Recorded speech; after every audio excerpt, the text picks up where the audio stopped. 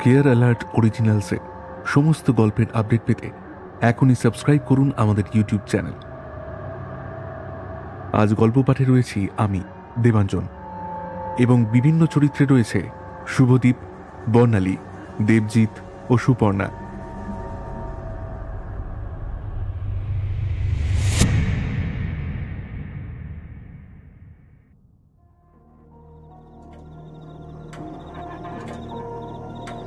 একটা হালকা ভিজে শিরশিরে ভাব ওর আঙুলে খেলা করে যায়।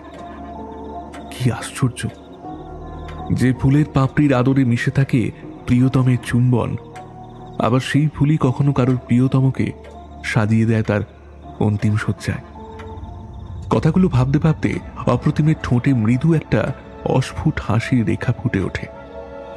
হঠাৎ করেই ফুলের পাপড়িগুলোকে কেমন যেন অস্বাভাবিক রকমের শীতল মনে হয় ওর। মনে হয় কেউ যেন ওর সারা ঘর জুড়ে ছড়িয়ে দিয়ে গেছে অদ্ভুত এক চেনা গন্ধ। সেমেট্রির অন্ধকারে শুয়ে থাকা নির্জন কফিনে মোড়ানো হিম শীতল মৃত্যুর গন্ধ। আবছা আলো আধারী ঘরটায় জানলা দিয়ে চুইয়ে আসা নিয়ন বাল্বের হলদে আলোর নরম স্পর্শ যেন লেপ্টে আছে রজনীগন্ধার স্টিকগুলোর গায়ে। সেদিকে তাকিয়ে থাকতে থাকতে চোখে কেমন যেন ঘোর লেগে যায় অপ্রতিমের।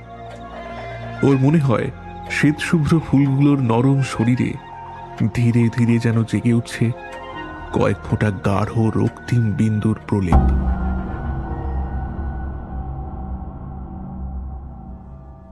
আজ আপনাদের জন্য রয়েছে শ্রীর কলমে সত্তা। শুনতে থাকুন আজকের গল্প।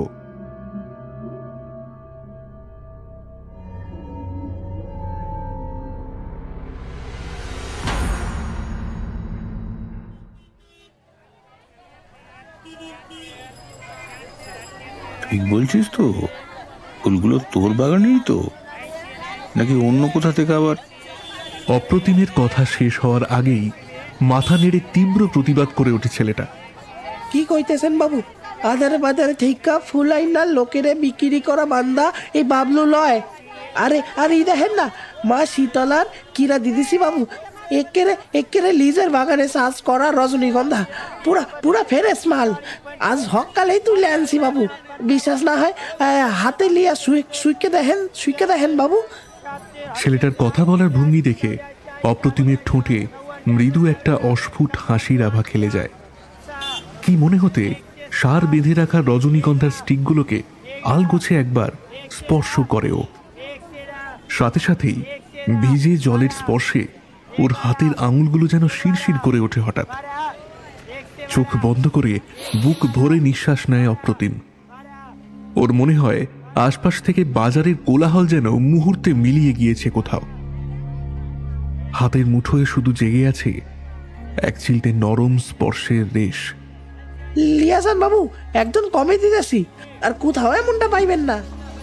ছেলেটার ডাকে ঘোর কাটে অপ্রতিমের। দাম মিটিয়ে দিতে স্টিকগুলো ওর সাথের ঝোলা ব্যাগটায় ভরে দেয় ছেলেটা।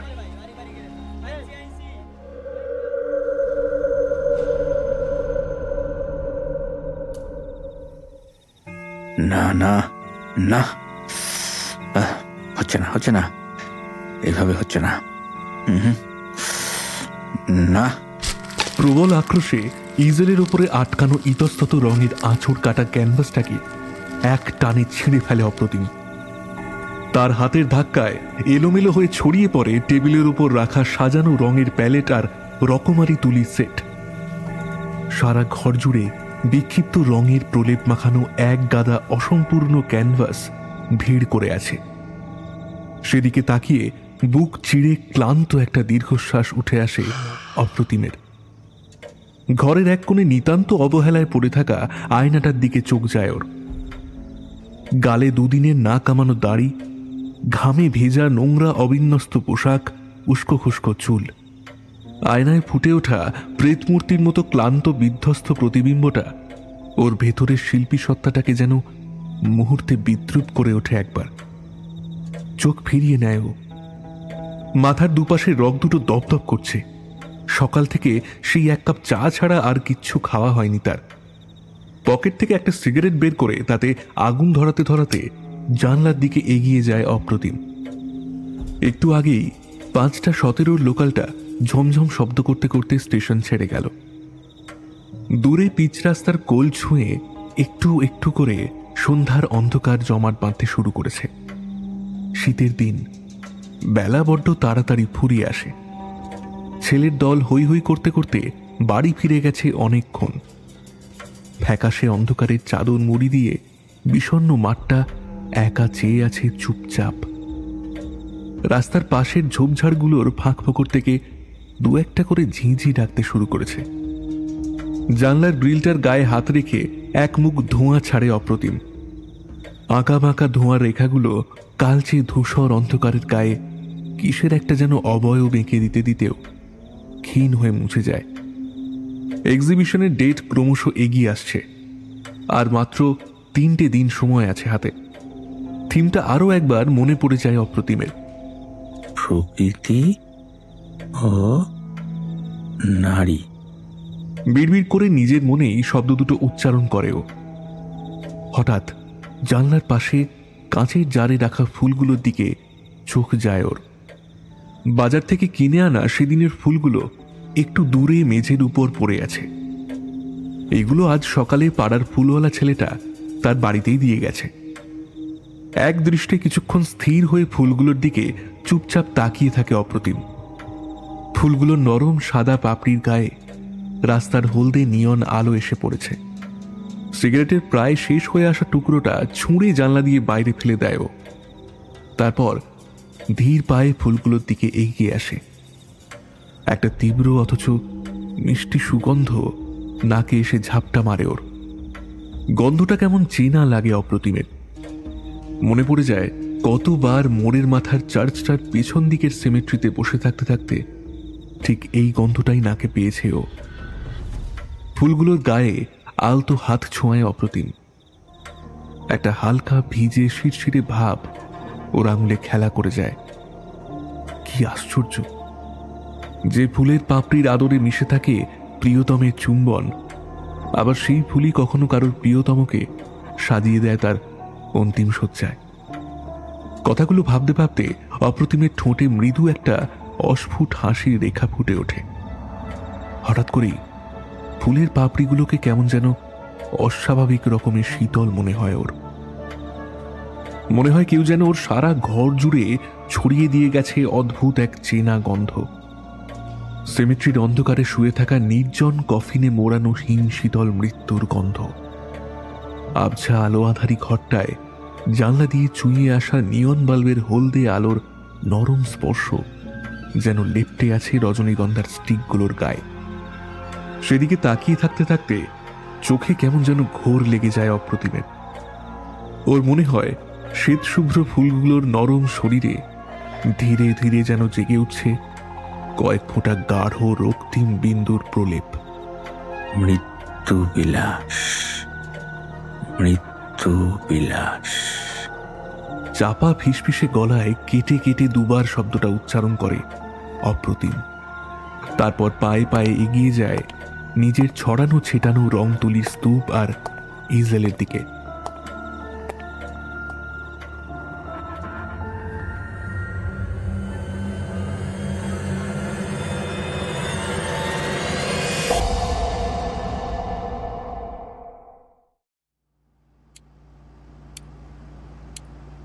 মৃত্যু বিলাস, ইন্টারেস্টিং নেম। টেবিলের ওপর কাঁচের পেপার ওয়েটটা গোলাতে গোলাতে চিন্তামগ্ন গলায় বলে ওঠেন ডক্টর দেবোত্তম পালিত। ঘড়িতে এখন রাত প্রায় 8:30 বাজছে। একটু পরেই চেম্বার বন্ধ করতে হবে। এই মুহূর্তে তার সামনের চেয়ারে বসে আছে তার আজকের লাস্ট পেশেন্ট অপ্রতিম চৌধুরী। পেশায় আর্টিস্ট, বয়সে তার থেকে বছর কয়েকের ছোটই হবে হয়তো। খুব বেশি হলে 23 কি 24 হবে বড়জোর। তবে চেহারায় ফুটে ওঠা দীর্ঘ অযত্নের ছাপ তার বয়স যেন স্বাভাবিকের থেকে আরও বেশ কয়েক বছর বাড়িয়ে দিয়েছে। গালে গত কয়েকদিনের না কামানো দাড়ি, চোখের নিচে পুরু কালির আস্তরণ জমেছে। এক মাথার রুক্ষ শুষ্ক চুল, দীর্ঘ খয়াটে গড়ন।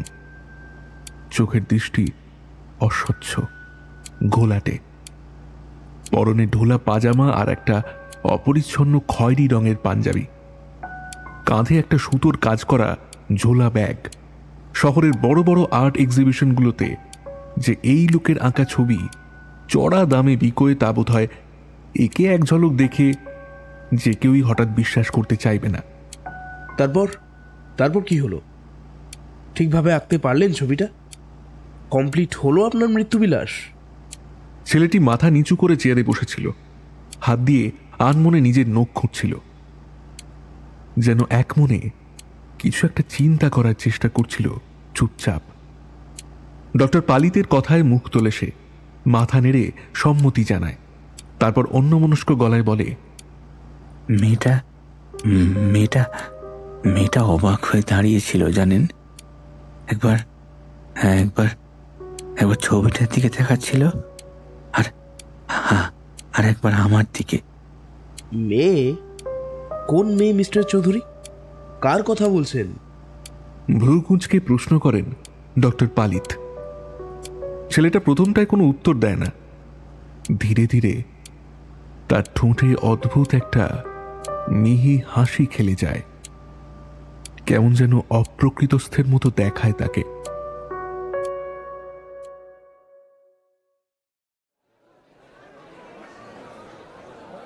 অগুন্তি মানুষের ভিড়ে ভরে উঠেছে গোটা হল চত্বর। বিভিন্ন প্রান্তের শিল্প অনুরাগী মানুষের পাশাপাশি বেশ কিছু নিউজ চ্যানেল থেকে কয়েকটি প্রতিনিধি দলও এসেছে ব্লু লিলি হলের আজকের এই আর্ট ইভেন্টটি কভার করতে। দেওয়ালে টাঙানো মূর্ত বিমূর্ত অসংখ্য চিত্রকলার পাশাপাশি অপ্রতিমের ছবিটিও স্থান পেয়েছে। তার ছবিটা টাঙানো হয়েছে হলের পশ্চিম প্রান্তের ঠিক 13 নম্বর গ্যালারিতে। ছবির নিচে কাঁচের প্লেটে লেবেল সেঁটে লেখা আছে ছবি ও ছবির আর্টিস্টের নাম, মৃত্যুবিলাস, অপ্রতিম চৌধুরী। ছবিটা ভীষণ অদ্ভুত, কিছুটা অস্বস্তিকর, আবার কিছুটা ভয়ঙ্কর বটে। দর্শকদের প্রায় প্রত্যেকেই যেতে যেতে একবার হলেও থমকে দাঁড়িয়ে পড়ছেন হলের একেবারে পশ্চিম প্রান্তের ঠিক 13 নম্বর গ্যালারির সামনে। কেউ বা শিল্পীর অভাবনীয় শিল্পভাবনা দেখে বিস্ময়ে হতবাক হয়ে তাকিয়ে থাকছেন, কেউ আবার ছবিতে ফুটে ওঠা ভয়াবহ নৃশংসতা দেখে শিউরে উঠছেন বারবার। আজকের এই এক্সিবিশনের থিম ছিল নেচার অ্যান্ড ওমেন, অর্থাৎ সেই চিরাচরিত এবং শাশ্বত থিম প্রকৃতি ও নারী।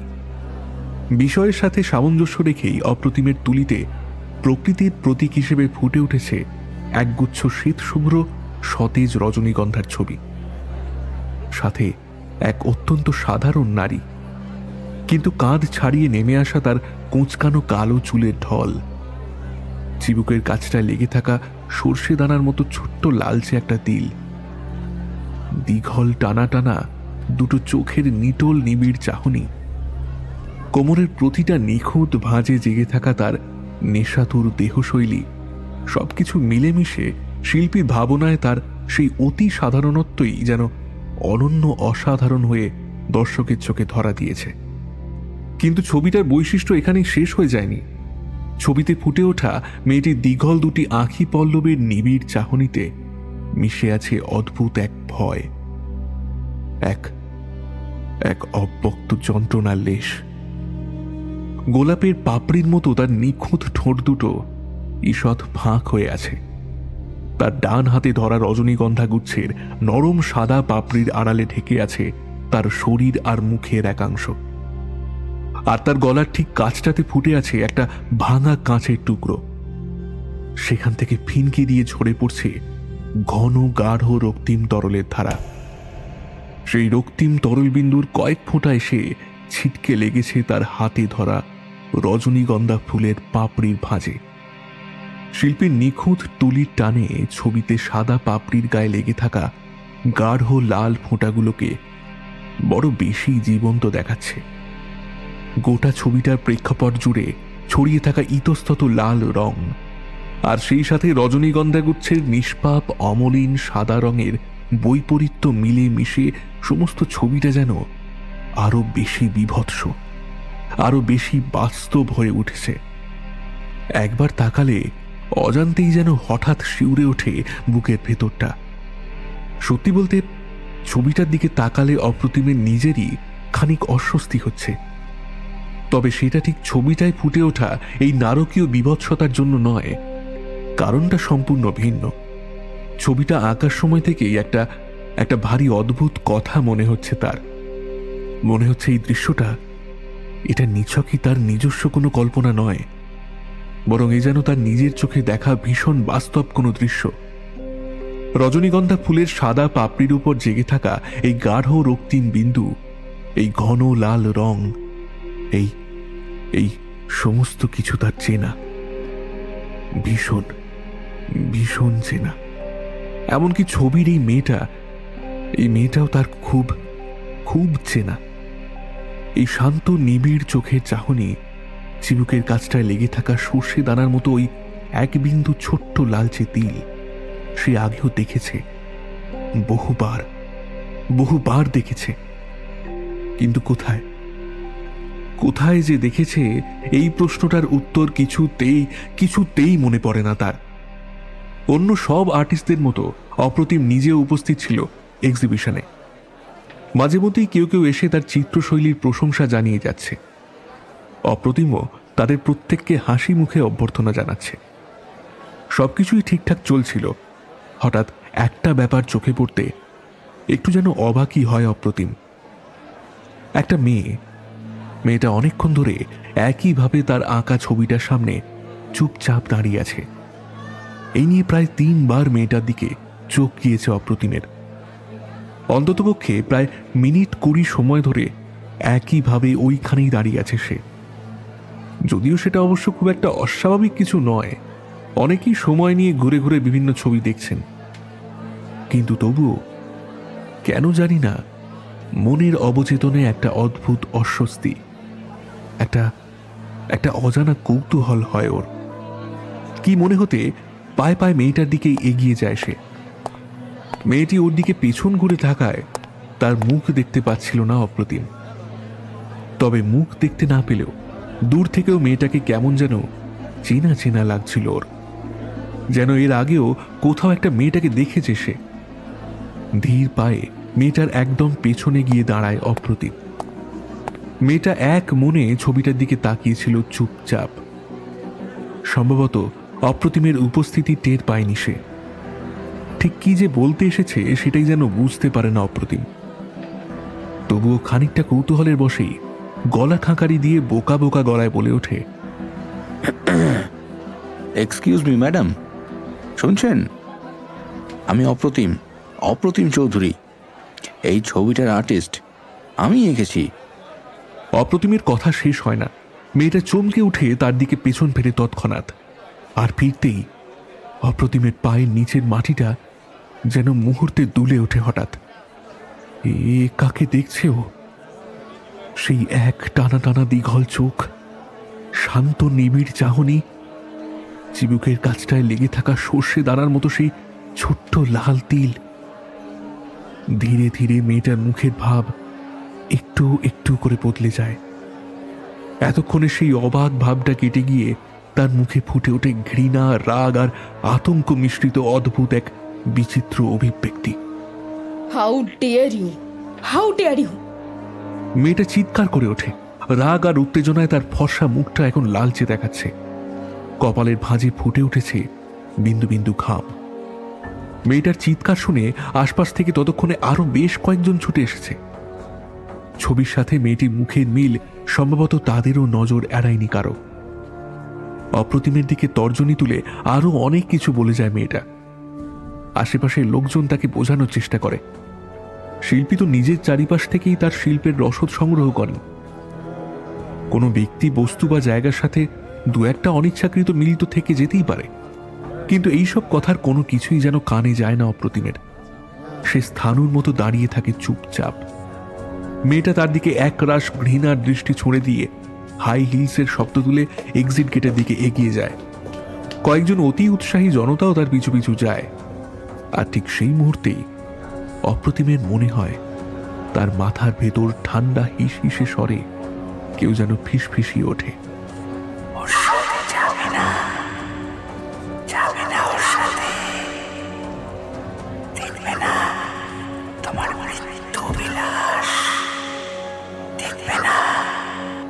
যন্ত্রচালিতের মতো পায়ে পায়ে এক্সিট গেটের দিকে এগিয়ে যায় অপ্রতিম।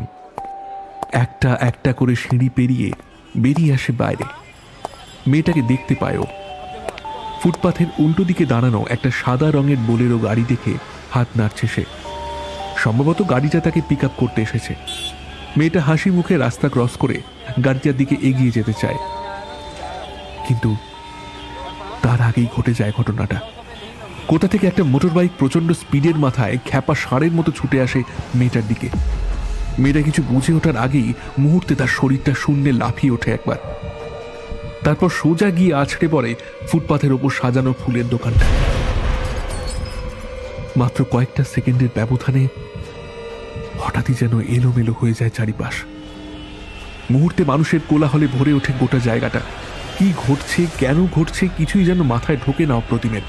শুধু অদ্ভুত একটা তাড়না যেন ভিড় ঠেলে টেনে হিঁচড়ে এগিয়ে নিয়ে যায় ওর সমস্ত শরীরটাকে। ফুটপাথের পাশে সাজানো ফুলের দোকানটায় ছিটকে গিয়ে পড়েছে মেয়েটার দেহটা। তার চোখের দৃষ্টি বিস্ফারিত, ঠোঁট দুটো ঈষৎ ফাঁক হয়ে আছে। দোকানের সামনের কাঁচটা ভেঙে টুকরো টুকরো হয়ে ছড়িয়ে পড়েছে চারিদিকে, আর তারই একটা ধারালো মসৃণ টুকরো গেঁথে আছে মেয়েটার গলায়। তার ডান হাতটা মুঠো করে ধরা। বাঁচার অন্তিম আকুতিতে সেটা আঁকড়ে ধরেছিল একগোছা টাটকা সাদা রজনীগন্ধার স্তবক, যার গা থেকে এখন চুইয়ে চুইয়ে পড়ছে ঘন গাঢ় রক্তিম তরলের ফোঁটা।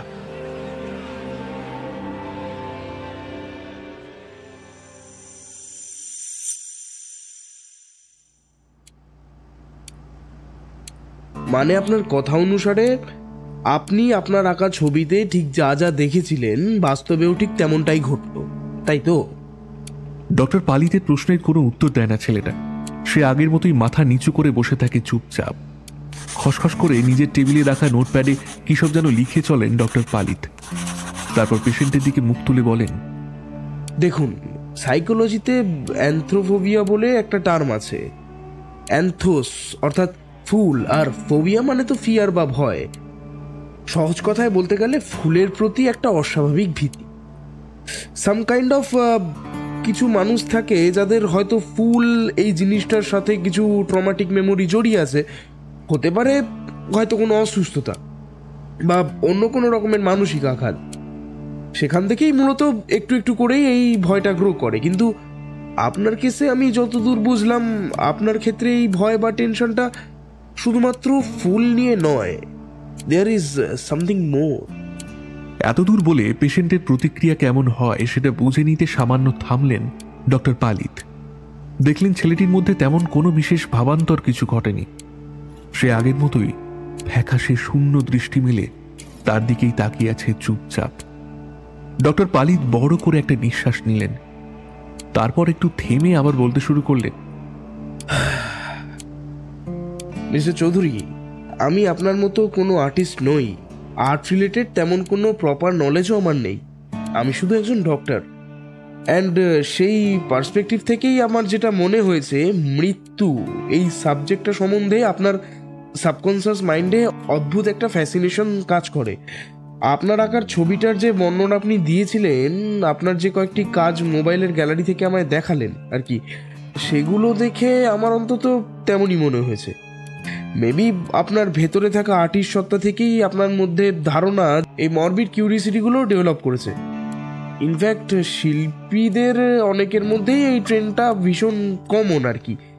ইচ্ছে করে নিজেকে কষ্ট দেওয়া, মানুষজন থেকে যতটা সম্ভব নিজেকে ডিট্যাচ রাখা, মেলানকলিক ডিপ্রেশন, এগুলো অ্যান্ড সো অন, এগুলো আপনার মধ্যে আগে থেকেই ছিল। ছবির আইডিয়াটা প্রবাবলি সেখান থেকেই এসছে। আর রইল বাকি মেয়েটার ইনসিডেন্টটা। দেখুন, আমার যেটা মনে হয়েছে, আমরা তো পথ চলতি অনেক মানুষকেই দেখি সারাদিন।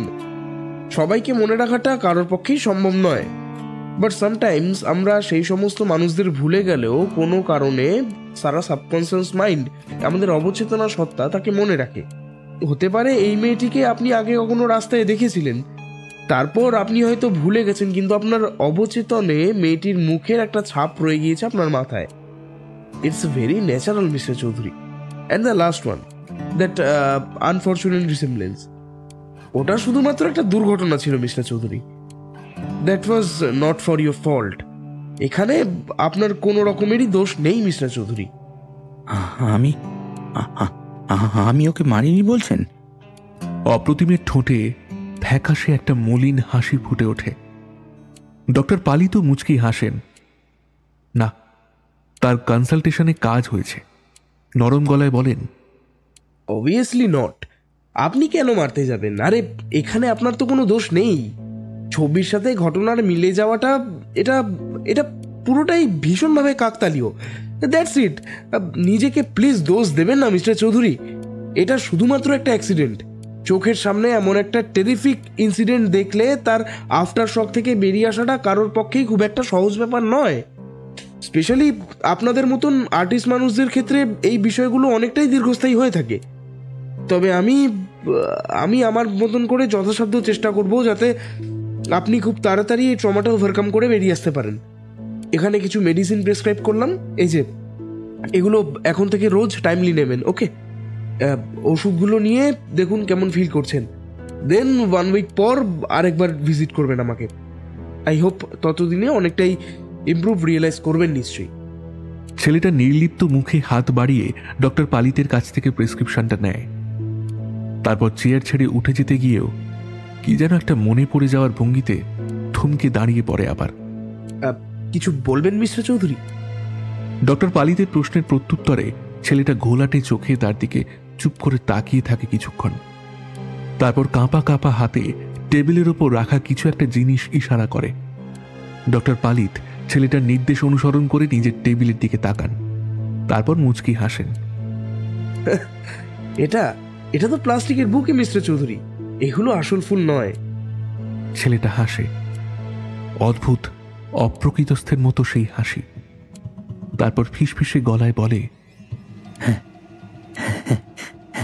ঠিক ঠিক ঠিক ঠিক যেভাবে আমাদের ভালোবাসাগুলো আসল হয় না, তাই না ডক্টর পালিত?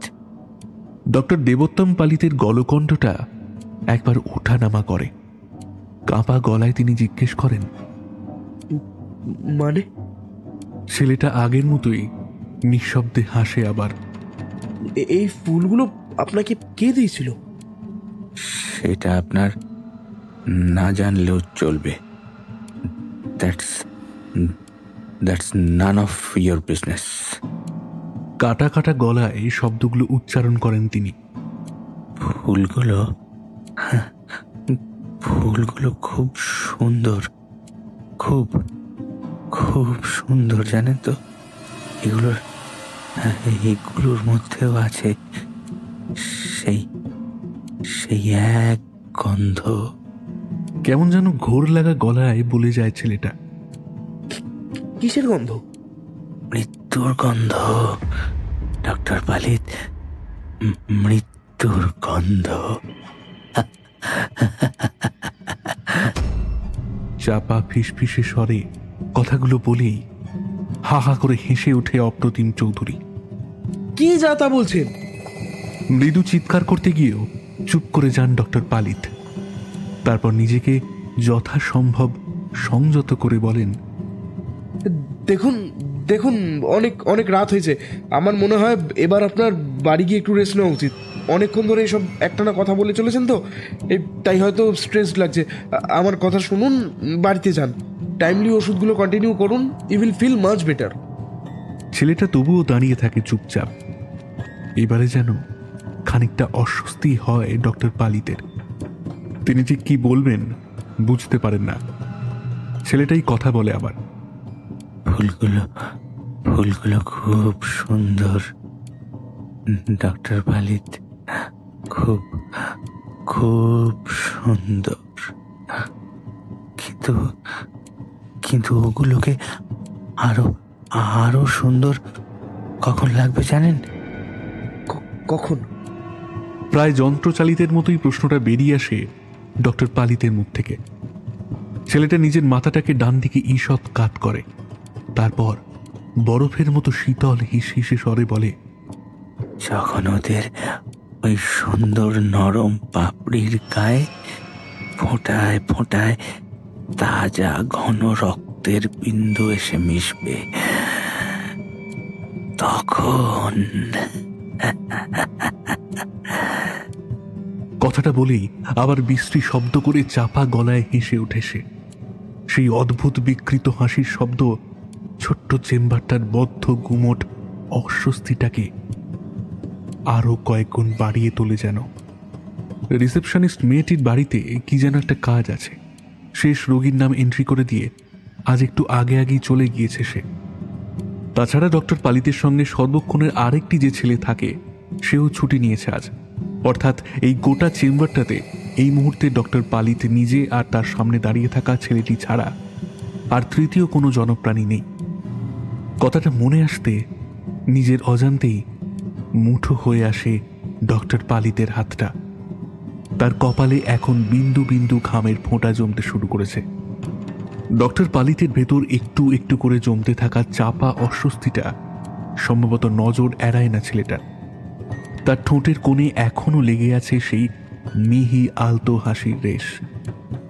তার স্থির নিষ্পলক ঘোলাটে চোখের মণি দুটো ডক্টর পালিতকেই অনুসরণ করে চলেছে নিঃশব্দে। ঘরের ভেতর টেবিলের উপর রাখা ছোট্ট ঘড়িটার এক টানা যান্ত্রিক টিকটিক শব্দ ছাড়া আর কোনো শব্দ নেই কোথাও। ছেলেটা ডক্টর পালিতের দিকে নিজের মাথাটা সামান্য ঝুঁকিয়ে আনে, তারপর গাঢ় ফিসফিসে গলায় বলে, মৃত্যুকে নির্মাণ করার জন্য তাকে তাকে তাকে উপলব্ধি করার জন্য আলাদা করে কোনো কোনো কোনো আর্টিস্ট সত্তার প্রয়োজন হয় না ডক্টর পালিত। কারণ কারণ মৃত্যু নিজেই একটা শিল্প। Death itself is an art. An art, Dr. Palit. A perfect art.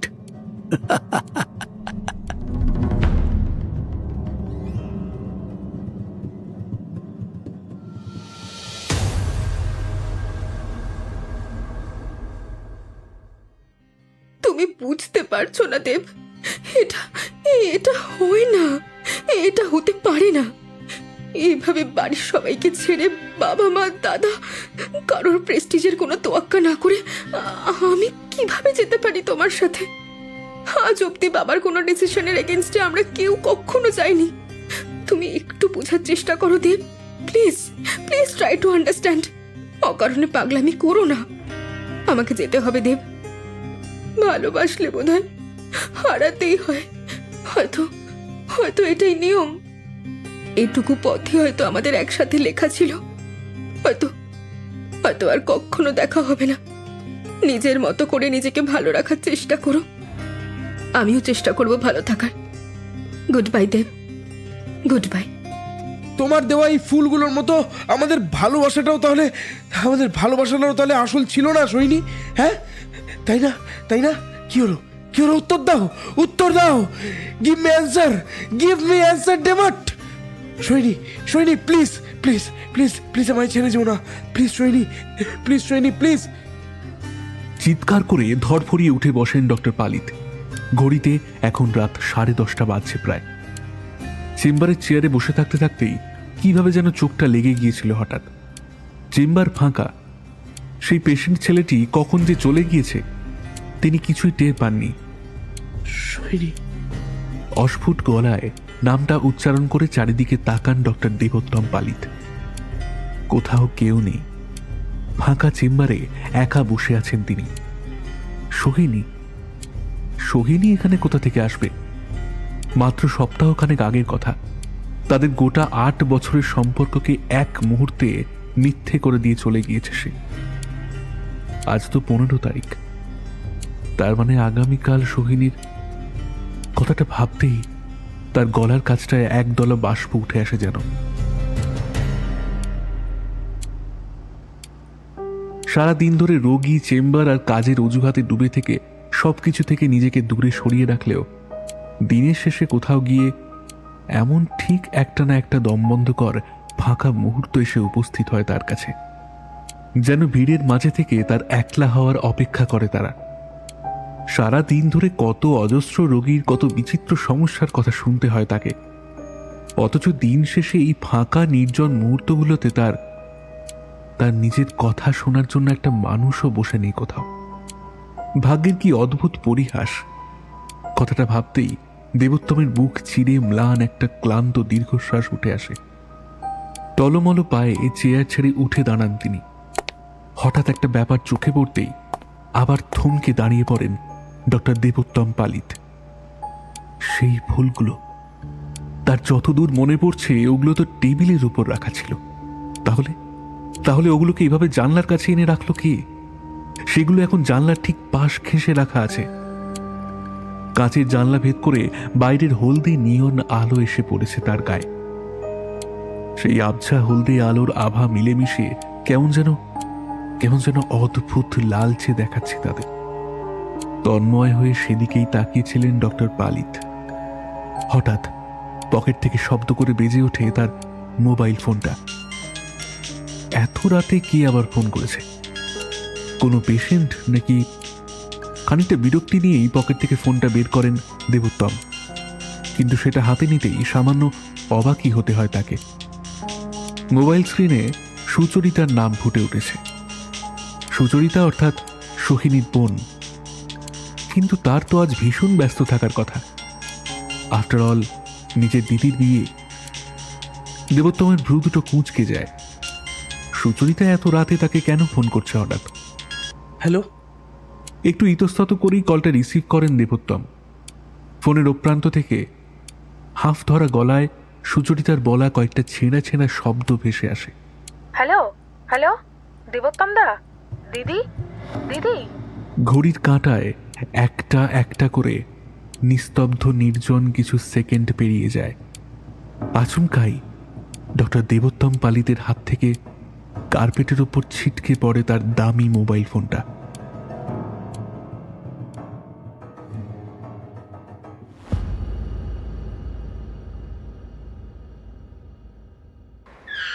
প্রচন্ড একটা ঝাঁকুনি দিয়ে সোহিনীদের বাড়ির গলিটার সামনে ব্রেক কষে দেবোত্তমের গাড়িটা। কিভাবে যে এতটা পথ ড্রাইভ করে এলেন কোনো কিছুই যেন আজ আর মাথায় নেই তার।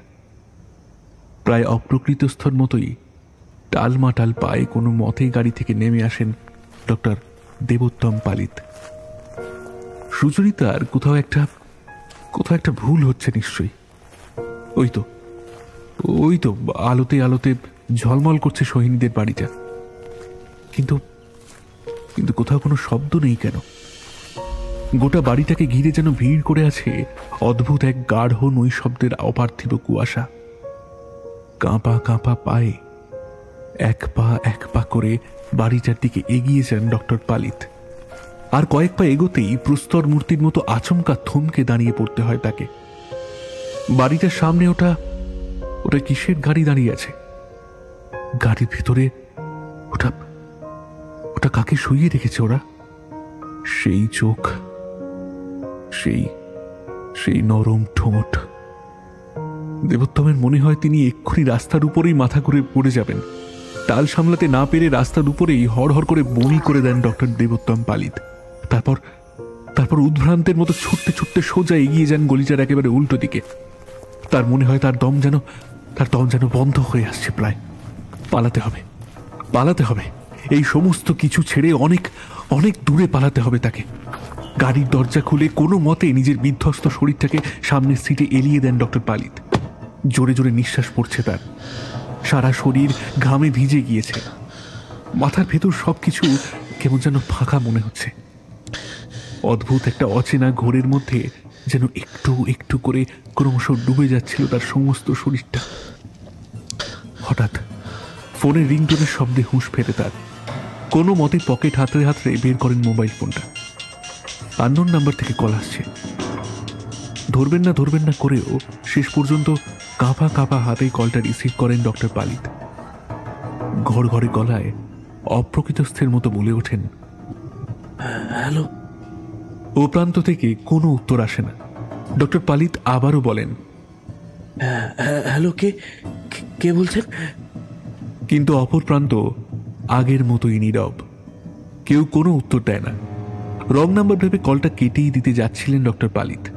ঠিক তখনই অপর প্রান্ত থেকে আসা মৃদু পুরুষালী কণ্ঠের একটা চাপা হাসির শব্দে থমকে যেতে হয় তাকে।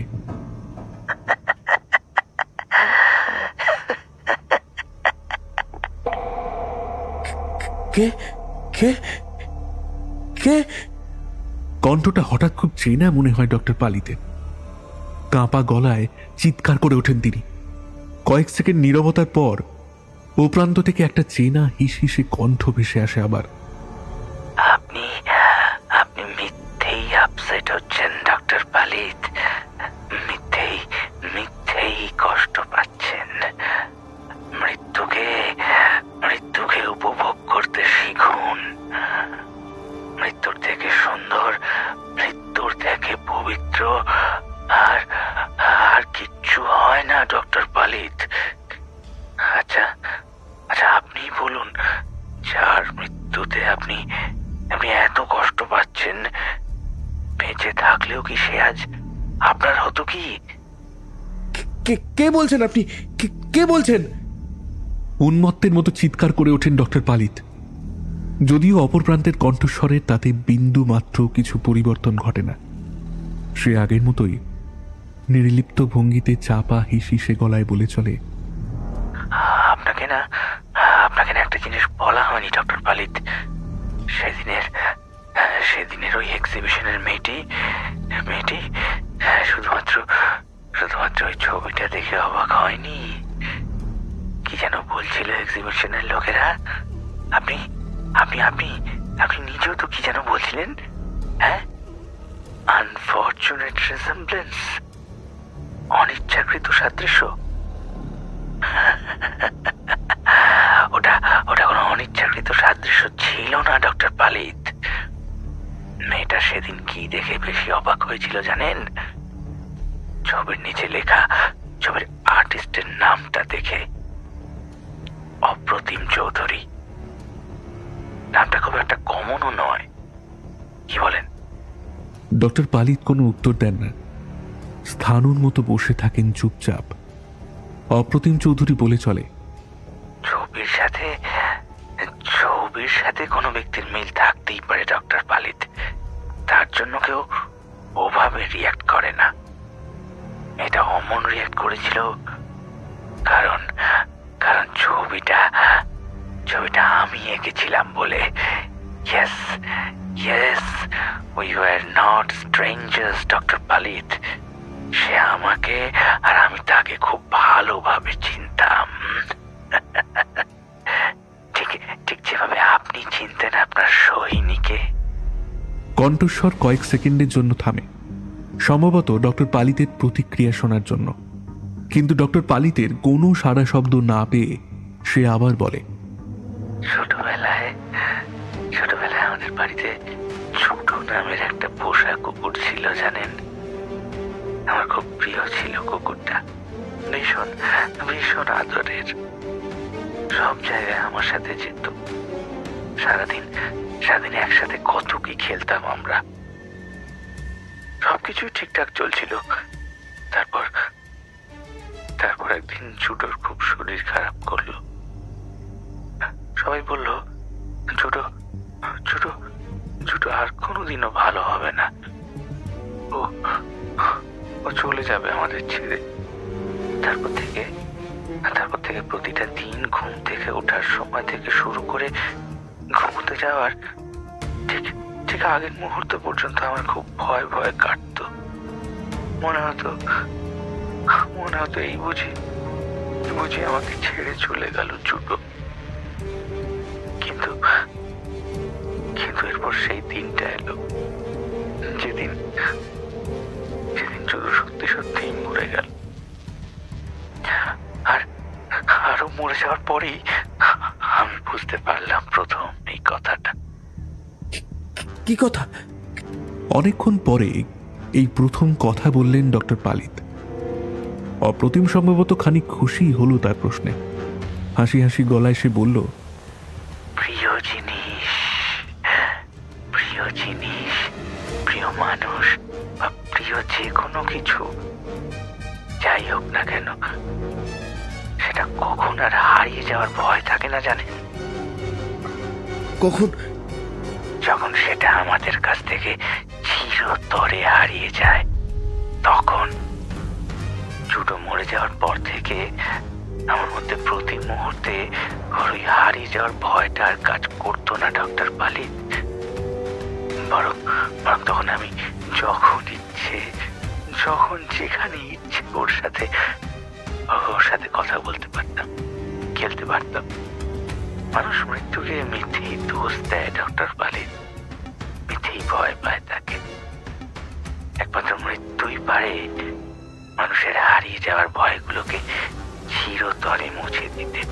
একমাত্র মৃত্যুই পারে। আপনাকে বলেছিলাম না ডক্টর পালিত, বলেছিলাম না আপনার চেম্বারে রাখা ওই ফুলগুলোতেও আমি মৃত্যুর গন্ধ পেয়েছিলাম। সম্পর্কের মৃত্যুর গন্ধ, ভালোবাসার মৃত্যুর গন্ধ লেগেছিল ওতে। বিশ্বাস করুন ডক্টর পালিত, আমি মৃত্যুর গন্ধ পাই। আমি ভালোবাসি তাকে। আপনিও চেষ্টা করুন তাকে ভালোবাসার, তাকে উপভোগ করার। যার চলে যাওয়ার দুঃখে প্রতিদিন রাতে আপনার ঘুম আসতো না, যাকে হারাবার ভয় প্রতি মুহূর্তে আপনার দম বন্ধ হয়ে আসতো। রোজ আজকের পর থেকে তাকে হারাবার আর কোনো ভয় থাকবে না আপনার। আজকের পর প্রতিটা মুহূর্তে, প্রতিটা নিঃশ্বাসে সে আপনার কাছে, আপনার সাথেই থাকবে ডক্টর পালিত। আপনাকে ছেড়ে সে আর কোথাও যেতে পারবে না, কোনোদিনও না, কোথাও যেতে পারবে না, কোথাও না।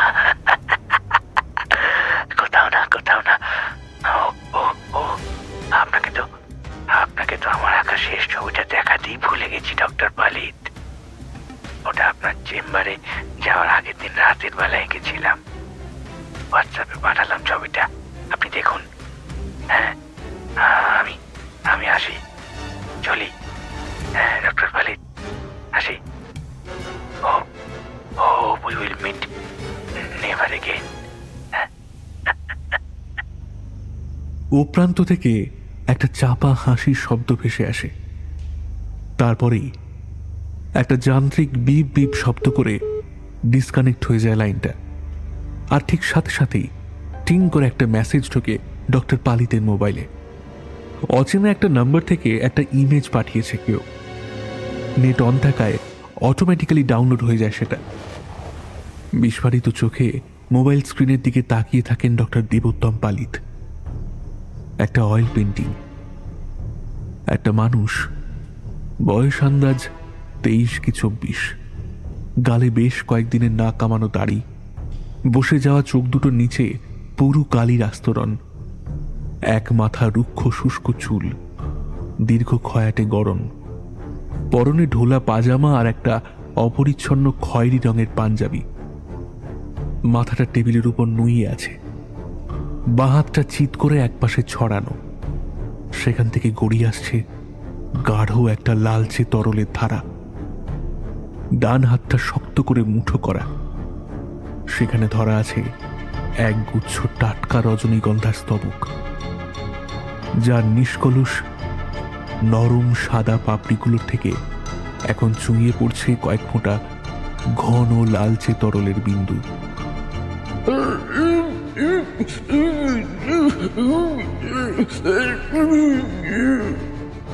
নিজের অজান্তেই ডক্টর পালিতের গলা চিরে অস্ফুট একটা গঙ্গানির মতো শব্দ বেরিয়ে আসে।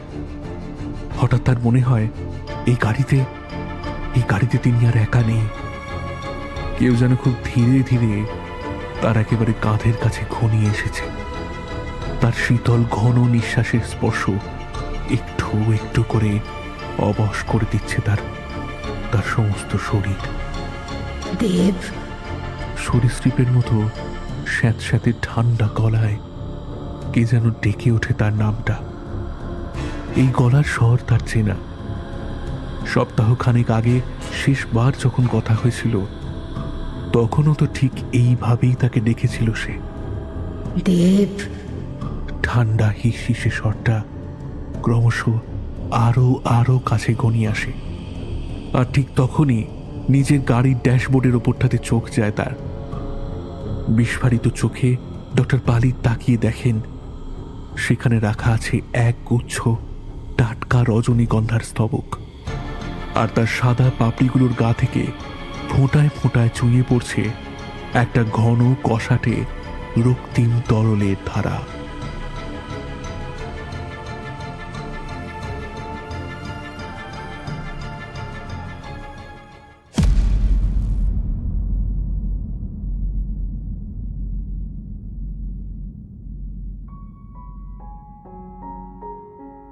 কেমন লাগছে আমাদের গল্প তা অবশ্যই জানান আমাদের কমেন্ট করে। ফিরে আসছি ঠিক আগামী সপ্তাহে আরও একটি ভয় নিয়ে। ততক্ষণের জন্য সবাই ভালো থাকুন এবং গল্প শুনুন।